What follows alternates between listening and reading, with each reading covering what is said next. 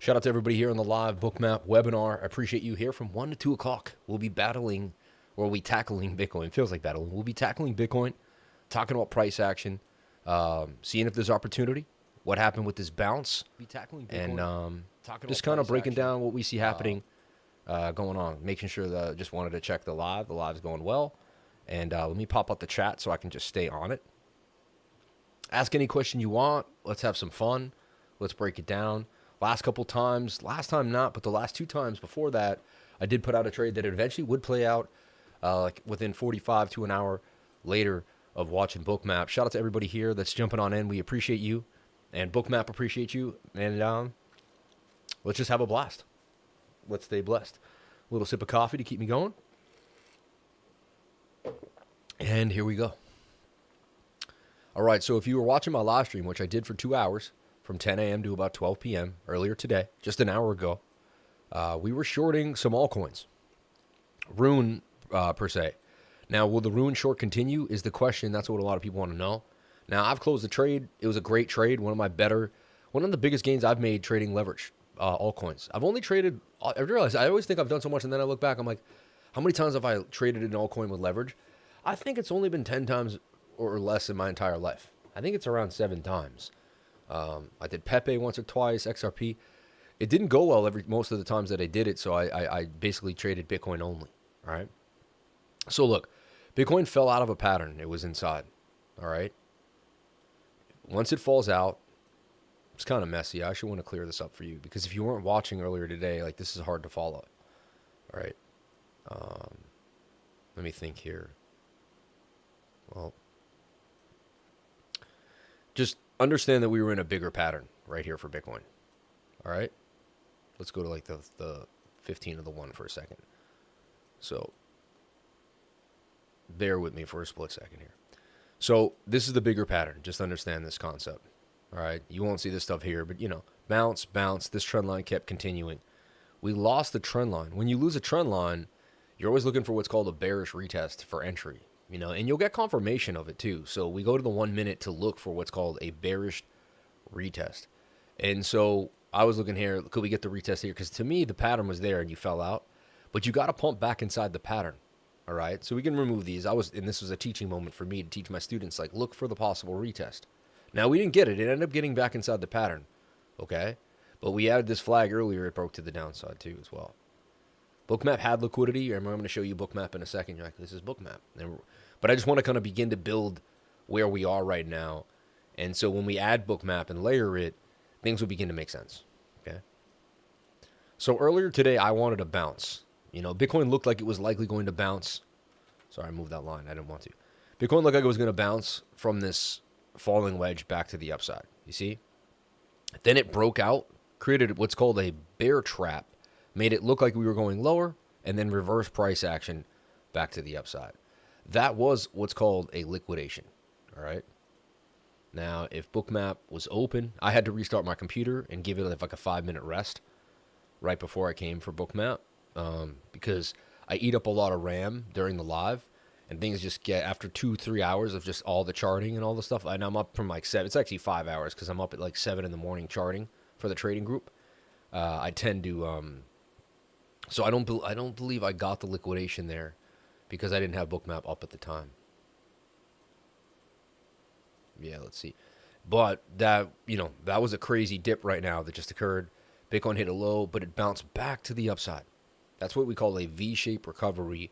And it can create as a shoulder, a head, and a possible right shoulder for actually possibly, getting back to the upside. However, I'm still pretty bearish on Bitcoin because I'm a support and resistance guy. So let's take a look at market structure here. Strong resistance, clear as day. All right. Resistance. That level is 26,250, 26,200.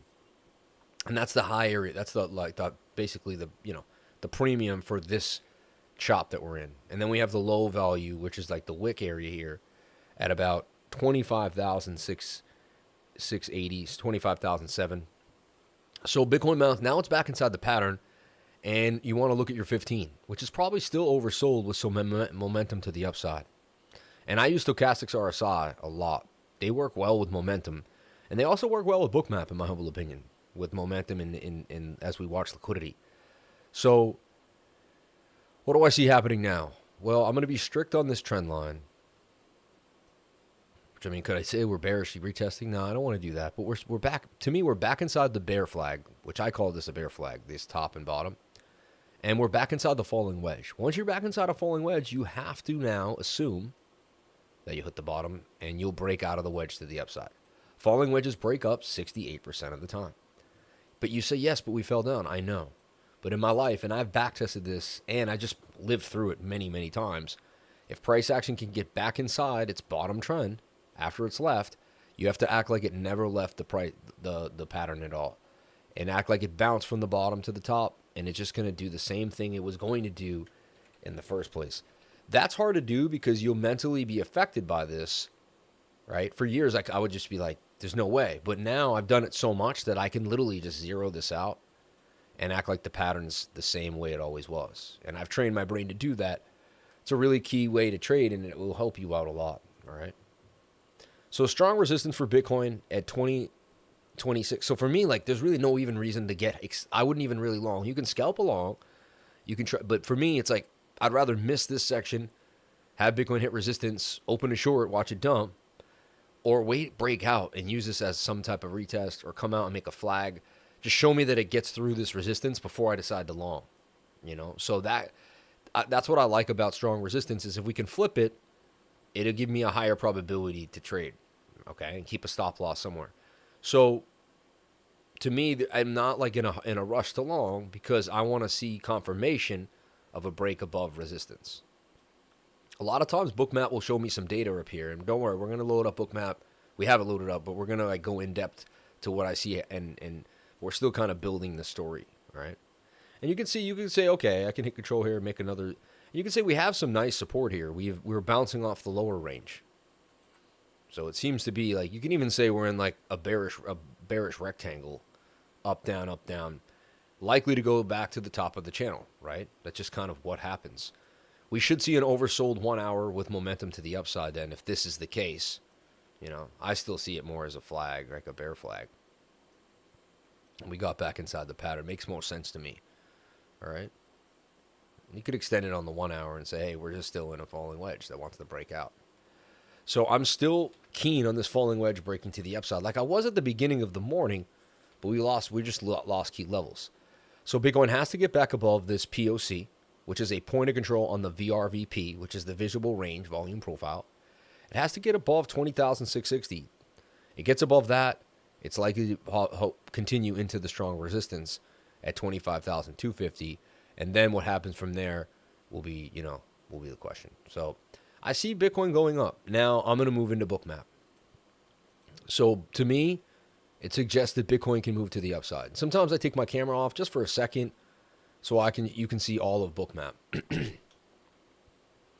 Funny, I used to do a separate screen for this, and I'd hit the separate screen, and then I'd forget, and I'd do a bunch of other coins on my real screen, and then forget that people were watching Bookmap the whole time.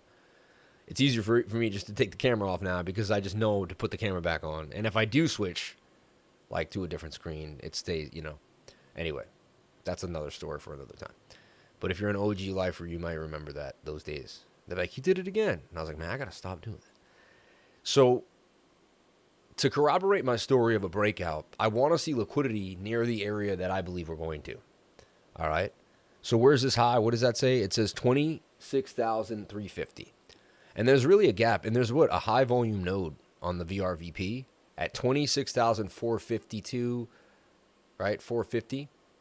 And if we bust that, our next big resistance is this line right here at like 26.6. So basically what it tells me is Bookmap should show me some liquidity between 26.4 and 26.6. If it doesn't, it's not helping me. So I look. And so this is why I do the TA first, and then I move to Bookmap, because it's almost like a treasure hunt for me. I don't want to ruin it. You know what I mean? If that makes any sense. So I always look at Bookmap second to the chart for that's just how I've always done it. I don't know why. I just thought about it today. I was like, I always do it like that. So first I zoom out, no big orders out into the 50K, 45, like, all right. Then we zoom in and we see our general area. And it's 26,400. Look at that, 26,470. Coincidence? I don't think so, right? So now, number one, I get a coincidence. I believe there's no such thing as a coincidence. That's just me in general. So that already kind of leads me to using my own common sense and my own intuition. And I say, that's interesting. Then we have liquidity at 25.5, all right, as well. Now, the oversold stochastic tells me that you're kind of evenly placed, but there's a chance we can grab the higher fruit first, all right? Now we zoom in, and we begin to zoom into Bookmap and see if there's just, you want to see, it's almost, I look like a monkey grabbing like branches on a tree. It's a funny metaphor, right? But price action's trying to see the closest branches it can grab, and if there's closest branches, it'll keep grabbing, and you'll see it get sucked into liquidity, right? Now, it does suggest, if I had to bet on, Bookmap right now suggests it's really even, honestly. It's really even. And these are numbers. Remember, these are real Bitcoin. So if we zoom in a little, zoom out a little bit, we can see 300, 465, 568, red here and yellow, red here, right? So there's more liquidity to the downside than to the upside because the red is bigger and thicker. All right. So clearly there's just there's some more orders down there. And it technically is they're both pretty close. I have to be honest. It's pretty interesting. It could go either way. There's days when I see nothing up here and a bunch of yellow and red down here. And for the last few weeks, that's been happening really, really well. Like it just, that's all, it's crazy, right? But all you had to know was how to grab, how to know a little bit of TA. And if there was more liquidity to the upside or the downside, just play it to that side. And that way you wouldn't get squeezed. It's funny, I'd be on the live stream, I'm like, I wouldn't put an order between this big red area and here. There was 29.9, I remember, 30K when we got back up there. I was like, I wouldn't put an order here at 29.9. And boom, we got squeezed right into that order block. So, and the last 2 weeks, Bookmap has been so accurate with Bitcoin, and it's made it really fun to trade. So, pretty even here, So that's when I go to like my momentum indicator, like the 1 hour and the falling wedge want to break out, and I do see liquidity where I believe we could go. So that's a good sign, And so Bookmap is somewhat balanced, and we're not getting too much. At the end of the day, it does say there's more down here. So if you had to make a final call, it says, Fane, maybe you come up here, but it says eventually you're going to end lower than higher. That's what I'm getting from Bookmap. Okay, so Bookmap wants to press lower for Bitcoin. 1 hour wants to push to the upside, a huge wick buy back up, back inside the pattern. They bear trapped. They got a bunch of people to short because we lost the pattern. The shorts built, all the stop losses. And I'll tell you what, to me, when this usually occurs, there's stop losses all here waiting. And they're hoping we'll hit the bottom and then continue down. Usually if you wick back in, like the same thing happened here. Look. Oops, sorry. I hit R instead. If you hit R, it like reset. I think it's like Alt R resets. But look how interesting this will be to watch. Not hit R again. Come on now. Okay. So watch this. Look at this falling wedge I'm going to draw. Now this one broke out, then broke down, broke back inside, and then you were gone. You get it? So this one broke down, came back. It's likely to continue because when this came up, you got a bunch of people to long, and they made stop losses down here. Then it turned and started to go down. You got a bunch of people to short, and there were stop losses up in here. So as this came down, and now you have people longing, and they're going to build stop losses up here. Do we come up? Then when we come down, we could shred all those people that put the stop loss on this pattern and come further down, right? So right now, there's a lot of liquidity still to grab from this dump wick back inside. And it was a pretty fast move, and it probably tricked a bunch of people. So it's definitely something to pay attention to. All right. So that's why, to me, it's obviously there's a good chance we can break back up inside. Again, we need to stay inside this pattern. Right now, it looks like we're kind of falling out again. But like as I said before, we could also open it up and say it's just flat.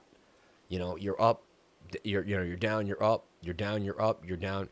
You're coming to the top of this range. It's just that's range trading 101. I'm just giving it a pattern too, is to give it a higher probability of a play. All right. Now, the 15 minutes overbought. And so to me, support and resistance, if we come down here and hit, and that's the thing, and then we come down and the level we hit is 26, 25, 6. And right now I'm still short Rune. And yeah, and I may have actually been stopped out. One of the biggest things ever is happening in cryptocurrency right now. Sorry about that. And let me see here. Oh yeah, I had a bounce on out, so I got signed out. I shorted Rune, put a stop loss at like 140% or something like that. Gains. It was a very awesome trade. Nice short. Played out very well. And so I'm either going to get stopped out or be able to ride the trade further. It's more likely I get stopped out, but we'll see. And I may continue the trade because Rune is very overbought on the daily. And I trade with Bitcoin. Like if Bitcoin's bearish, then I stay in the Rune trade, you know. Interesting. I put a very close stop loss at 165. And Rune's still at 162. And it seemed to get rejected by like 164.7 tenths of a penny. So I was 0.3 of a penny from getting stopped out of the trade, which is pretty crazy. I find when you do the responsible thing, you can stay in the trade. When you don't put the stop loss, you lose the gains. Isn't that funny? I don't know. It's interesting. So if Bitcoin stays bearish, which to me the 15-minute is kind of turning down, and you couldn't get above resistance. So, and now, but Sam, you just said there's liquidity to the upside, and we could break it. We could, but I'm a momentum guy, and I read the stochastics, and you know they're showing me, if you double click any indicator, they're showing me that we're basically resetting to the downside, and it takes about an hour and a half usually. Look at the last reset here: 1, 2, 3, 4. Actually, even 3, 4, 5, 6. That's like almost like 2 to 2.5, 3 hours. That's actually 3.5 to 4 hours. Each reset in the stochastics took about 3 hours. And I'm more bearish. Look, you couldn't get above. You just got rejected by this point of control. The VRVP right there. See that red line? You just got rejected by the red line. Well, it's kind of like a Monday today. They're playing games with the price action. And another thing is, the summer months are a lot more difficult to trade. All right, summer months are extremely difficult to trade. I just have to reiterate that. Another thing, when I'm shorting, so this is my forte, and this is what you'll learn from me if you join my trading group, if you watch my live stream. What am I doing? Bitcoin controls the market. All right, number one. If Bitcoin dumps, like watch, this is simple. Everyone's like, can you go over ETH today?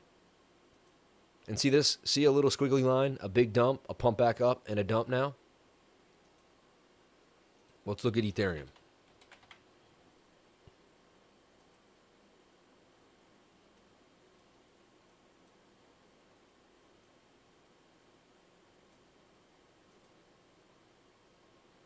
And look at it at the same time frame.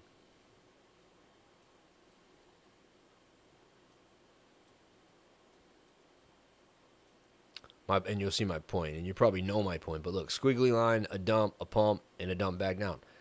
It's doing exactly what Bitcoin's doing. You get it? It's following Bitcoin to a T.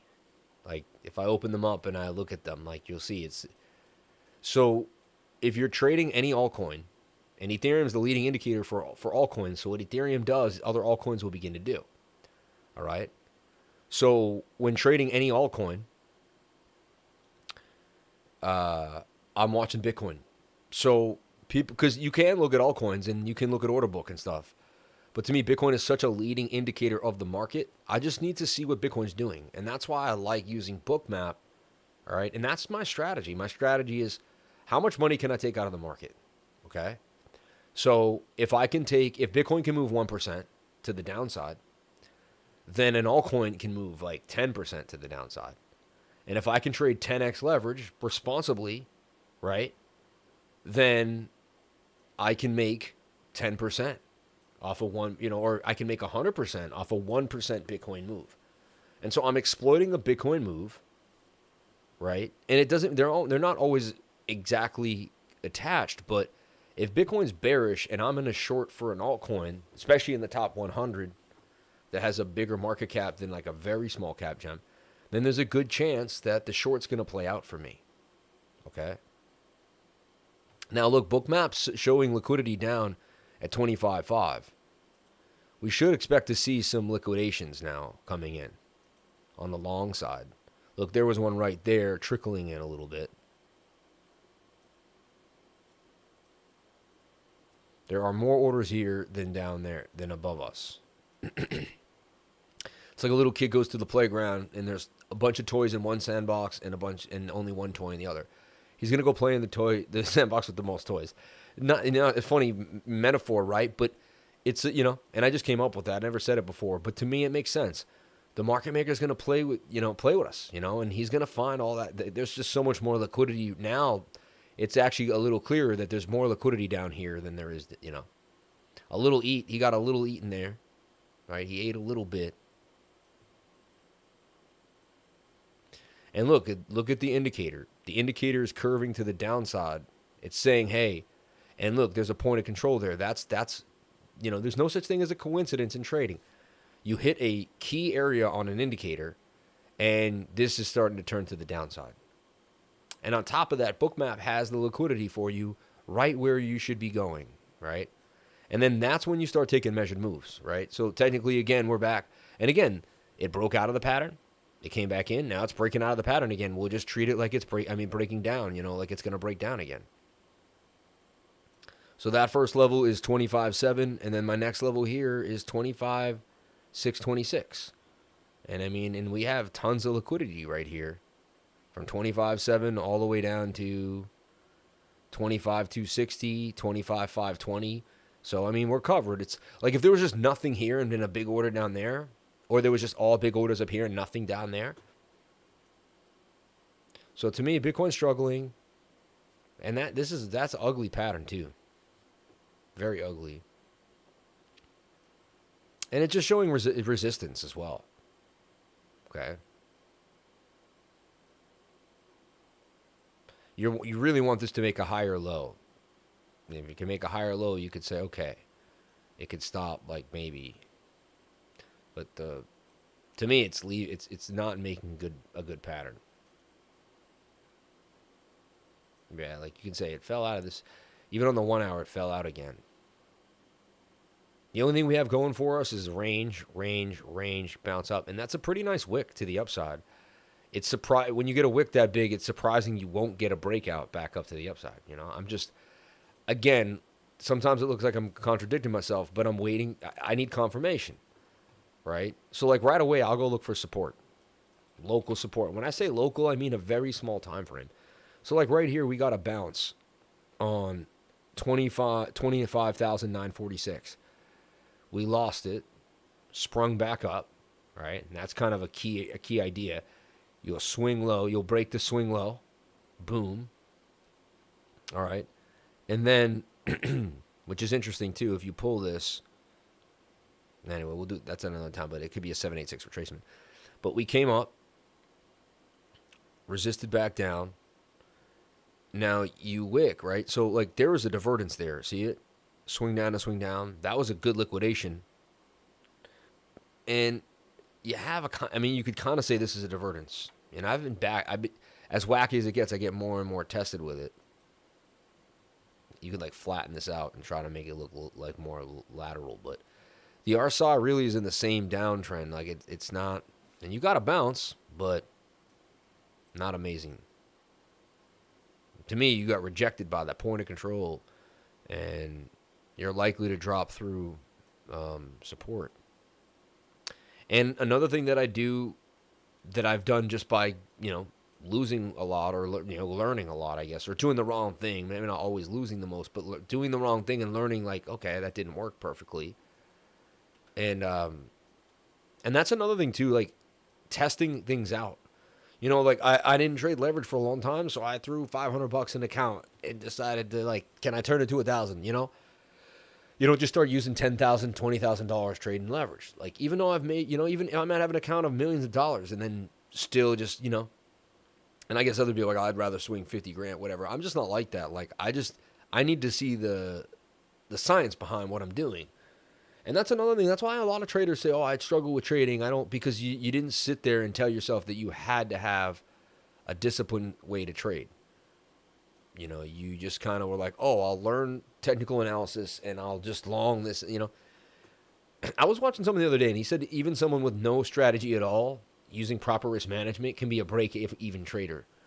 You know what I mean? Just taking random trades with proper risk management, which is interesting. So even if you add a little bit of probability to what you do, the main thing is most people have trouble being consistent. Like, I've learned this, like, because when I wasn't successful in my life and things weren't going well, it was my lack of consistency. And I looked at everyone that was successful in my life around me, my two friends that ran a company and were doing really well. And I'm like, well, he goes to work every single day. He works super late. Like, they were always working on the same thing. They were always grinding. There was a consistency to the way they were doing things, and it was paying off over time. I looked, and then I compared my life to, Tom Brady, which not compared, but you know what I mean? Because I didn't want to, but I mean, I'd look at successful people and ask myself, why are they successful? And I'd say, wow, well, because they do the same thing over and over again. They're very consistent. And so so people think that trading is different than riding a bike, than driving a car. And it's really not. Like, if you want to be at a professional level, let's just say you wanted to race cars, NASCAR or something, right? Or you wanted to race professionally, you would only be good at racing cars by being consistent. Like, first you would drive the track at 80 miles an hour, 90. You would slowly go up by a few, 10 miles an hour until you eventually got to 200. Like, you wouldn't start driving 200 miles an hour. And driving 200 miles an hour is like making 10, 20, 30 grand a month trading. You know what I mean? That's awesome. That's like financial freedom, change your life type of money. And then more can come from there. But it doesn't happen until you put in the discipline and the time and the work, right? So you learn, and once you get a strategy, you should do the same type of thing over and over again. Like, I look for tight moving averages, inside of wedges, low stochastics. Like, I have a checklist, a 9-point checklist. I go through all 9 things, and like, I make sure, and it's funny, at first it seemed a little too much specific, but I can find all those 9 things if I'm, and so I run my system through hundreds of coins a night, and I find things that are likely to break out. Like, to me, it's a very, it's mathematically sound because I've mathematically back tested it, and it works for me over time. So it's just like, to me, the only reason people are not successful as traders is because they're just not consistent. One day they use one indicator, the next year they use another. I'm still learning things about these moving averages and how to use them. And it's been like 7 years of me using them now. And just the other day, like, something dawned on me, and I was like, whoa. Like, I traded, I'll give you guys a gem right now, which, I've said before, but like, I've traded these many, many times, the moving averages. And for 2 to 3 years, I was just looking for golden crosses, front running certain things. And like, that was it. Like, my extent of using them, And then one day I watched like price action break out, and I saw how they were really tight, and I was like, oh my God, every time I see tightness, so then I did my patterns. And before, if you didn't use moving averages, you would just see patterns, right? Still could work, but I saw patterns in tight moving averages, golden crosses, and then I saw moving averages getting far apart, and I saw bearish div, and I started being like, oh wow, like. And then another thing I noticed was, see how price action got real tight here, but the 200 was outside. Like, if I flip this upside down, price action's real tight, and it pumps up to the 200 SMA right there. And so one day I was like, that's interesting. So I traded it long a bunch of times, and then I found this trick. Like, price action will dump, specifically on like a big time frame. See if I can find it. I know I'll be able to find it, because it happens it happens on every asset, and this happens on every asset in the world, which I find absolutely fascinating. But it comes whenever you get like a dip. You have to get a dip. Here it is right here. And you use this strategy at certain times when markets get beat to the ground, right? But whenever you got this dump and the moving averages started to get close, you'll pump up to the 200 SMA. You'll pump up to the 200 SMA. And you can almost like guarantee that trade's going to play out. It's really weird. Like, here they're tight. You pumped up to the 200 SMA. Now, sometimes it's better or bigger. All coins do it better. You know, if I could find a random altcoin and show you. So, and again, you can use this stuff also with liquidity on Bookmap. You can see, okay, but look, here the moving averages were tight. This thing pumped from like, I guess, and I don't know anything about this coin. I've never used, I'm not trying to show, I don't know anything about it, but it pumped from like 0.2 of a cent all the way to like 3, It went up like 50, almost a little over than that, like 50, 60%, And so I see this all the time. I see it all the time, and you can find time frames where it happens. It's just very, very interesting. But I didn't see this for years, even though I was looking at the moving average. So my point is, if you keep using the same things over and over again, you're going to get better at it. And you don't even know what's awaiting you on the other side until you keep pushing. Because there's gems on the other side that you don't even know exist yet, and you're this close to them, but you don't know they're there. And consistency is a beautiful thing in that way. It really rewards the person who puts their all into it. And you can find this in anything. You can find this in science, scientists that's, Thomas Edison and the light bulb, Nikola Tesla. Anyone that we read about through history, the only reason we read about them is because they were consistent. Anyone you want to remember that became infamous and well-known, it was usually, you'll find consistency was somewhere in their strategy.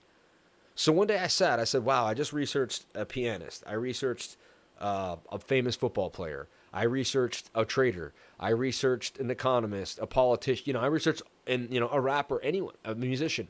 I researched all these successful people. They all made millions. They looked like they traveled the world. They met people. They were well known. Like they seemed like they lived a full, amazing life. And I said, man, what is the most common attribute of all these people? And I would find consistency, right? So I said, okay, for me to be, where I want to be in life, for me to be, fully functional as far as I'm concerned as a human and hitting all my limits, or no limits, hitting all the things that I want to hit in life, I need to find something to be consistent at. Number one, you need to love it, right? You need to love it. If you're not passionate about it, it's going to be very hard to do it every day to the point where the consistency builds. So you got to want it. Some people want competitive nature no matter what it is. It's the sport, but they love the competitiveness, I am like that, and I love sports, so I take that competitive nature and I take it against like the charts, like the market makers, and I don't get emotional or crazy, and I know I'm not revengeful, and I don't, it's not like I get road rage, trade rage, but I do look at it as it's a game of cat and mouse or capture the flag or something like that, and they've got my money on the other side, and I got to grab it, but I got to be really strategic to get it. They're gonna let the highly focused and disciplined people make money in this market.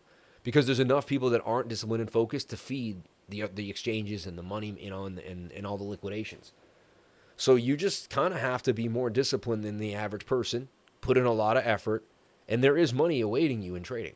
Again, I can't guarantee that. I'm not a financial advisor, but money does await, in my humble opinion, the disciplined and focused traders, right? And that's, again, everything in life, the successful higher echelons of the people that make the most money in any industry are the people that work a little harder, push a little more, and stay disciplined and focused, right? So like every morning I wake up 6:37. First thing I look at is the chart and Bookmap right off the bat, right?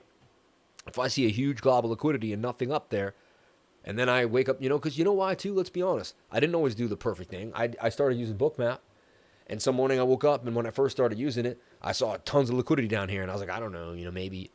And I didn't open up a short, and I saw, boom, the short happened.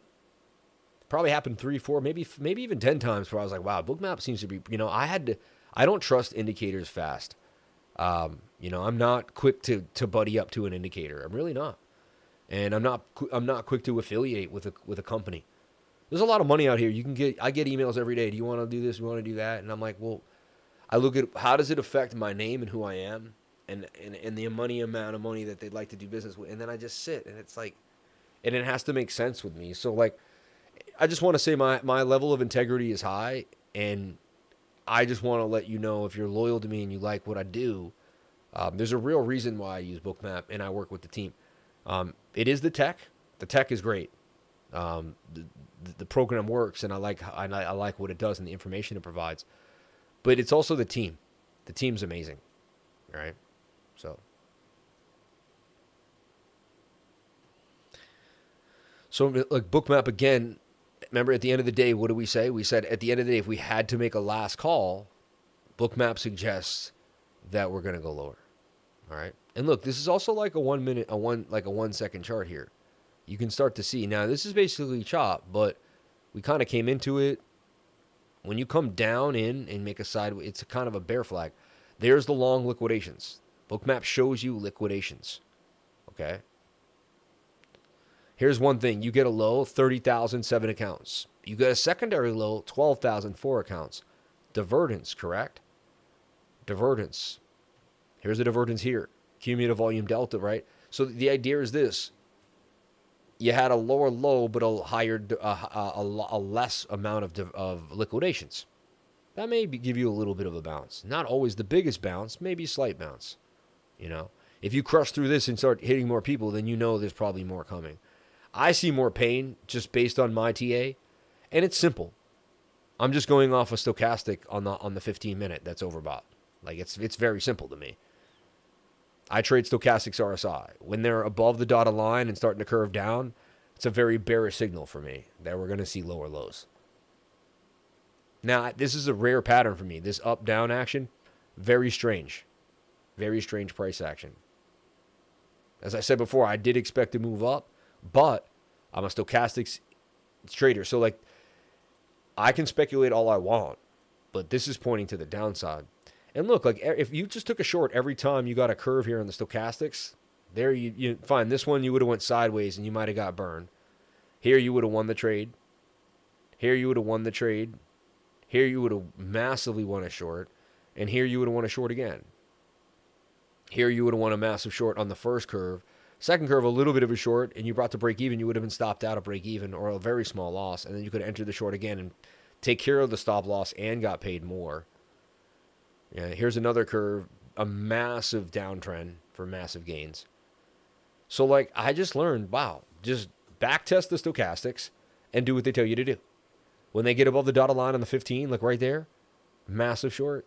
Right here, you had 2 humps, short. And then I'm also above the 200 SMA. You know, there's all this other stuff going on. Also, these moving averages got tight, and you made basically kind of like a descending triangle, which I didn't, kind of didn't even fully see yet. And you barely retested the bottom of that. So look, it was a descending triangle that you barely retested. Now you're like, well, where do we go? Well, great. Now this is fun. This is where the fun starts. And this is what we really want to see. Now we're getting liquidations on Bookmap. Ooh, this is awesome. This is what Bookmap is for, baby. All right, you guys got lucky. We hit a nice pocket. Now I'm switching to the 30. This is where it gets really interesting. So now I'm switching to smaller time frames. Now I see that this previous support zone has become our resistance. 25,800 now is going to become a resistance. All right, you're looking for even a small divergence if you can get it. It's really small right there. But to me, it's just not strong enough, but it is slightly there. Hey, we have it here on the 30-second. You see how this is flat and this is a downtrend? That's a divergence. Like, I know that's a liquidation. And this is what I love. And then we can find this 30-second divergence on Bookmap. So what I like to do now, what I've been doing recently to help my students is I put the divergence here. And you'll probably even see it on the 1 minute more definitively. Yeah. So, and then what I do is I load up Bookmap next to it. And I can show you the actual divergence there. So let me see. So see this swing down and swing down right there. Let me see, or is it this whole one? Match it. No, I believe it's this right there, see? So when you look at this low here, and then this low here, and then these are the liquidations.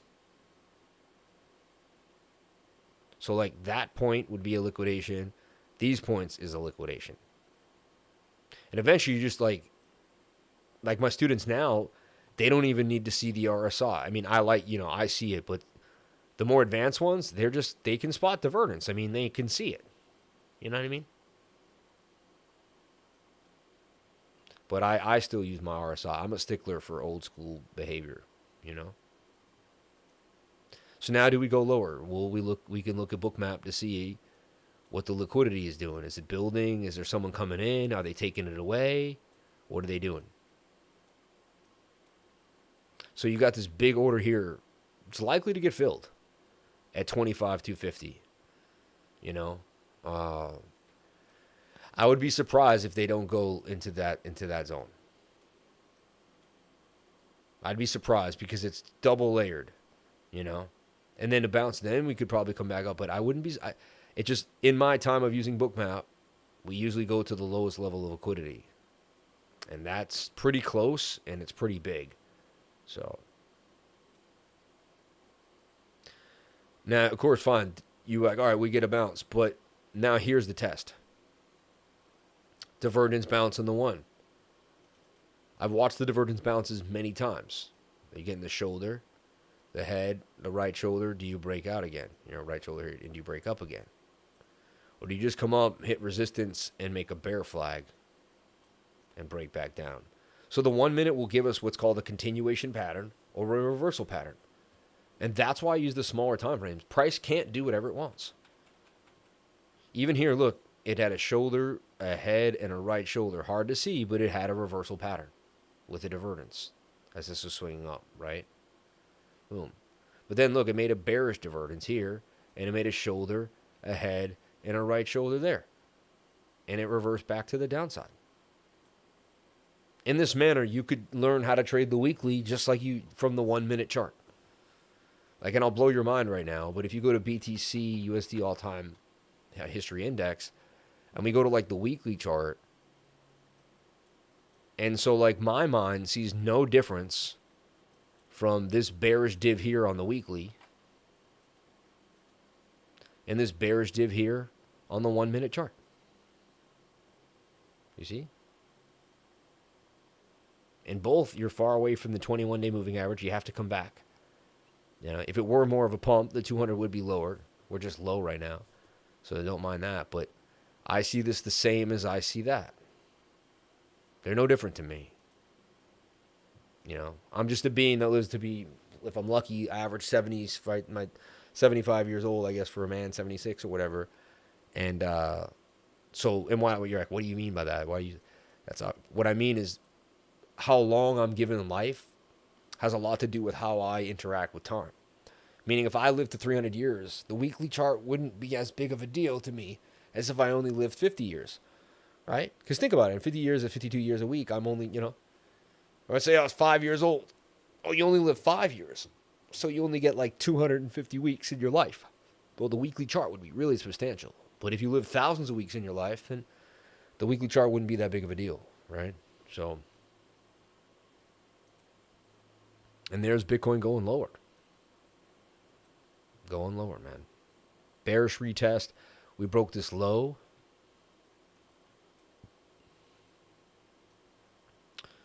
So just remember what I said today, and I'm not saying doesn't mean it's 100%. But when our last call was, well, if we had to make the last call, Bookmap said there's more liquidity to the downside. What happened? We went down. I'm still in a short for Rune, okay? I'm in 158% gains right now.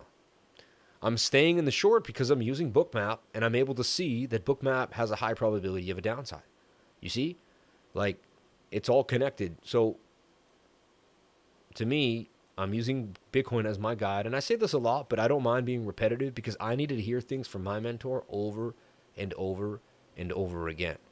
All right? Sorry, let me get into the chat. I didn't look at the chat a lot. Price action was getting pretty awesome. Kaz broke down out of the rising wedge. Amen. Great lesson, lifer. Jesus. Reasons I keep it simple. I got work to put in with what I made my practice. 10,000 hours. Lifer fam. Lifer brings the value. The home. Does Bookmap only work with Bitcoin? No. It works with Dogecoin. We have a Sol perp on it. We have a SHIB perp. It looks even crazier with the altcoins, right? Look, SHIB says there's so much liquidity down here. Short SHIB down to like probably 77. But like you look, I mean, even when we were here, you could see it was far redder down here. SHIB wanted to go down. Solana wanted to go down. Solana's got a big order down at 2019.9. Look at that. So the altcoins were already telling you downward pressure was coming, you know. And there's 25,750. More liquidation. So look, that should be, you know, that whole line here is this. Is this line. So look, now I need like the 30. You need a smaller time frame. So now what I do usually is I'll go to like the MEXC chart just because I'm trading MEXC. And you don't have to. I mean, they work pretty well together, but and again, this is just the bottom of the range. But to me, I mean, I was looking for the bearish retest at the beginning of the day for the short. Even felt like this was it here. Look, yeah, I mean, technically you can see it there on the 1 hour. Kind of a bearish retest of the zone. And I had this slightly up. And to me, it's a bear flag, you know? And now you've lost the point of control. You're likely going to fall lower. And I already have my next level kind of mapped out. You take it from this notch. That's the length. My measured moves play out very well, too. And I was traditionally trained, but I started doing from the stock market with measured moves, but I changed the way I do them a little bit with you know, cryptocurrency and altcoins. So you're attempting to double bottom here. You break this, you're going on, and then you're like, well, how do we know? Well, that's when I use the smaller time frame. And I just map this out like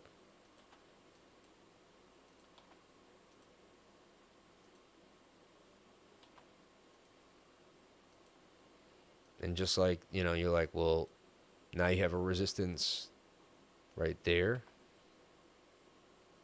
on the 30-second. Like, you got to break back above 25,885 to remain bullish.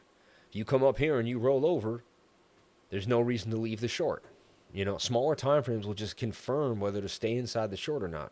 And you know what's funny is, look, Adam and Eve double tops and double bottoms. I've been talking about them for a month now. There's an Adam and Eve double top.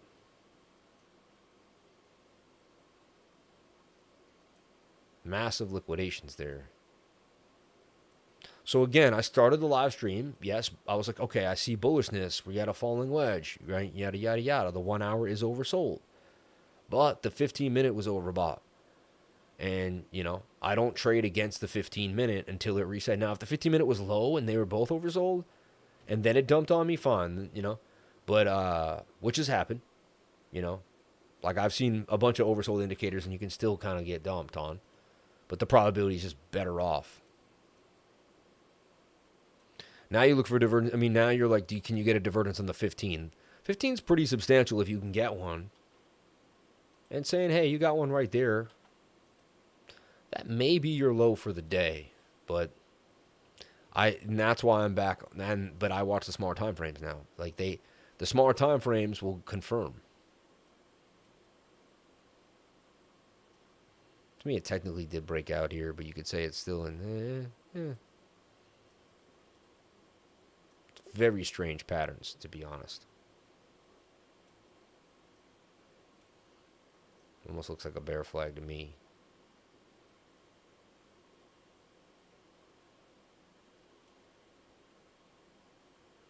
And again, I see more. Look at the 30-second Stoke are curving down, but you didn't break the high to the left. I trade like this all the time on the month, on the daily and the 3-day and all that. Like, these are the same concepts I use on the bigger time frames. Look, more liquidations now.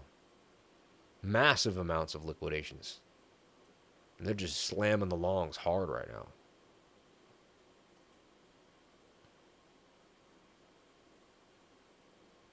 And all coins will capitulate and follow, like, more than likely.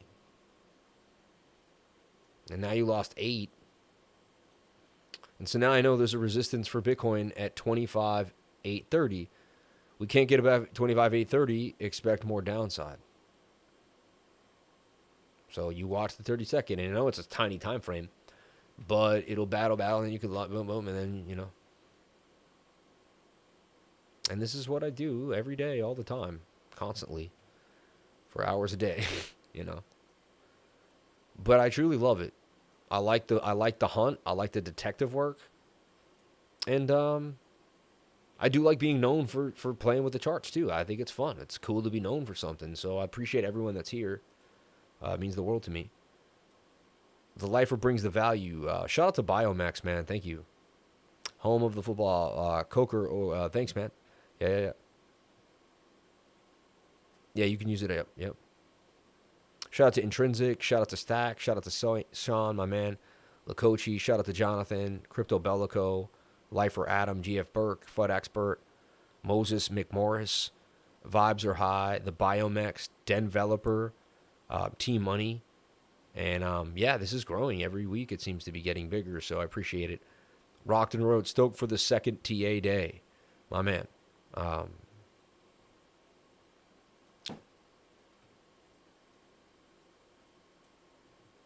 And now look, now they're liquidating the shorts, right? And look, you did get the bounce up. It kind of was a shoulder, head, and a shoulder, but it's so hard to see on that 30-second at that point. You know, you can only do so much for yourself. But there is a divergence, a strong one on the 15. Starting to play back out.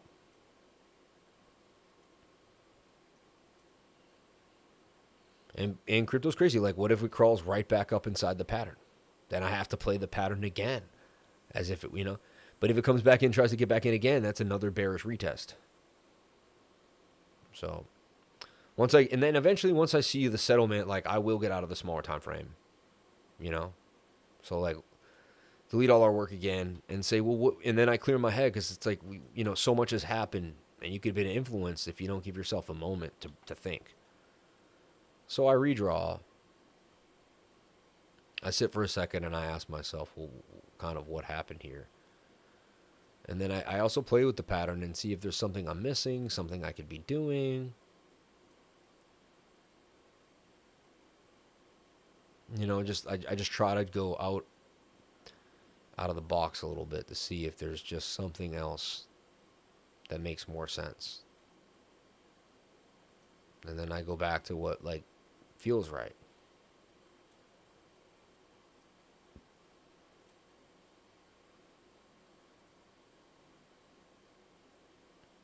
So now I know I have a major resistance at 26,119 now. Like, that wasn't the case earlier today. I mean, we knew it was there, but now you can see it was a dump zone. And then you can clearly see you're going to have a resistance at whatever support that you saw beforehand hold pretty nicely, which was this bounce right there at 25,871. So now you've made, it's like new enemies in a way. Like, you've made some key areas you have to get back above now to remain bullish. Getting a random call from some random place. Long live the lifer. Thank you. The trade is still up 161%. Still holding that rune long. I mean, that rune short. Okay. So I recognize the divergence. That was another liquidation.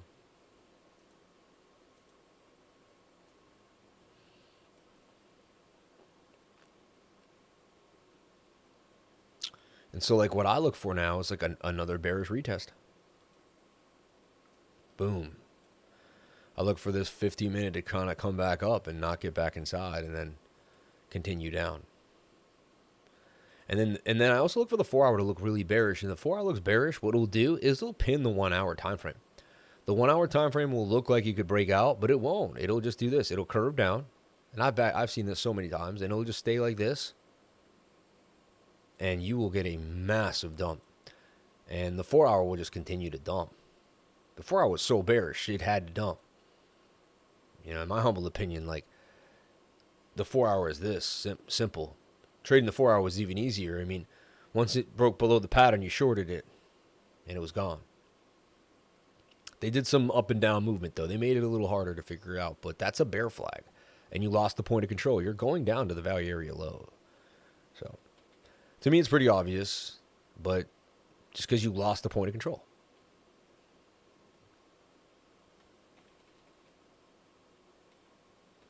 So I look for a bearish retest now of 25.9 if you can even get there, you know.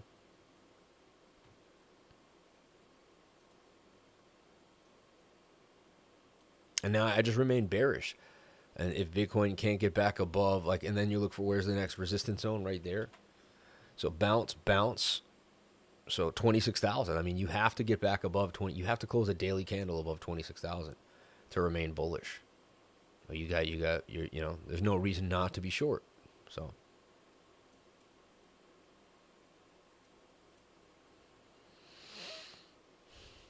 that's why you support a resistance, look for confirmations, and Bookmap just kind of adds to the details. And if I see more details, it makes sense.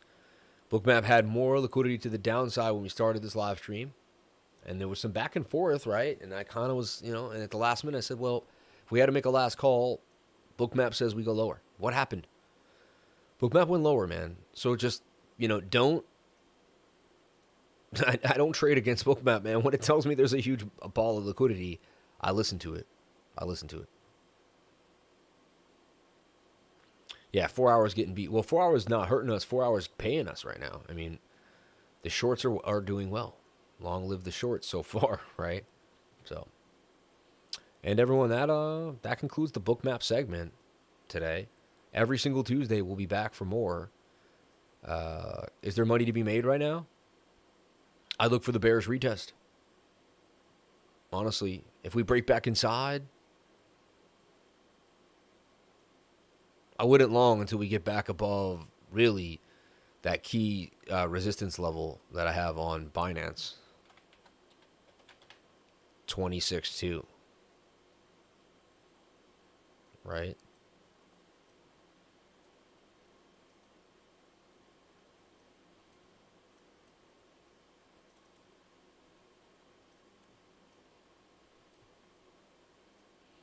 I really see no reason to long. Thought we'd get the move, but the smaller time frames gave us the confirmation that we weren't going to get it. 4 hours, very bearish. My measured move for the 4 hours is pretty low, too. It says we can go all the way to 23,000. So don't be, that's, and I'm not saying guarantee people, but it, So I'm stacking orders from 19 all the way up to 20, 23.5, really. Because if we go to 21, 22, anywhere in there, I'm buying spot as much as I can. I want this fear to get a little higher on the fear and greed index. If we can get into the shaded area, if we can get into the 20s and the teens, those are the best prices. This indicator has been very good over time. So I've used it at many, I use it in conjunction with the 2-week chart. Whenever the 2-week stochastics are below the dotted line for Bitcoin, so I'm giving you guys my special secrets now. But this is how I literally got out of the rat race. It was this simple. I mean, I found Bitcoin, $300 to $1,000, started buying it after that when I researched it. When it came back down, I knew what it was, loved it, bought it in, started using stochastics RSI around this time here. So I knew kind of oversold, bought in right there, and bought in down here. And if we come down again, like any time, and all those times that I did that, the fear and greed index was like somewhere between the teens, between 9 and 16, 17. So I just look, if we get into that zone and the 2-week stochastics go below the dotted line, I'm in there. Like, and that, to me, I really, like, those two things combined, I've been able to buy the bottom for Bitcoin many times. It's pretty crazy. So anyway, you do whatever makes you happy. I'm not a financial advisor. Nothing I say and do should be taken as financial advice. Please get yourself a financial advisor and do your own due diligence before getting into any project, coin, or trade. And with that, thank you for having me today, everyone. I really appreciate it. Took the coat off right before. I was supposed to put it back on, but I had to go to the bathroom and forgot to. So you guys got me with no coat. I had a nice pocket square to match and a nice gray coat. It was awesome. But everyone, thank you for being here. I appreciate you all. Remember, you are the opportunity. We can go over Bookmap. We can go over all this stuff. We can have as much fun as we want. and we can get as much education. But if you still are in the dumps in your mind, if you can't get your mind out of believing that you're the opportunity and you create all the opportunity in your life, then you won't have any. So mindset is the key. Staying positive is what we need to do to have a good mindset. And how we stay positive is we take care of ourselves, working out, drinking water, you know, doing the right things every single day. So, and things fall into place. And if you trade in that discipline and focus, as we talked about before, I can't see how you're not going to become successful as a trader. So thank you so much for having me, Bookmap. God bless Bookmap. God bless everybody here. Have a wonderful day. And I'll see you again next week, Tuesdays at 1 p.m. Eastern Time. Appreciate it.